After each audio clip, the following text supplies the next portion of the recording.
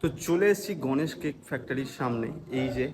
এই যে তোমরা দেখতে পাচ্ছ, আর এখানে নাকি পুরোটাই কাঠের জালে তৈরি হয়, বাইরে সব কাঠ সাজানো আছে। তো চলো, আর একটা তোমাদের কথা, সেটা হলো আমি দেখবো এখানে নাকি 20 টাকা থেকে কেক শুরু, কিন্তু কিভাবে তৈরি হচ্ছে, কোনো ভেজাল পদ্ধতি তৈরি হচ্ছে কিনা সবটাই তোমাদের জানাবো। দাদা বলছি, এটা কি তুমি চকলেট কেকের বেস কাটছো? হ্যাঁ। আচ্ছা, এই যে এগুলো কি পেস্ট্রি? না না, বার্থডে। এগুলো বার্থডে?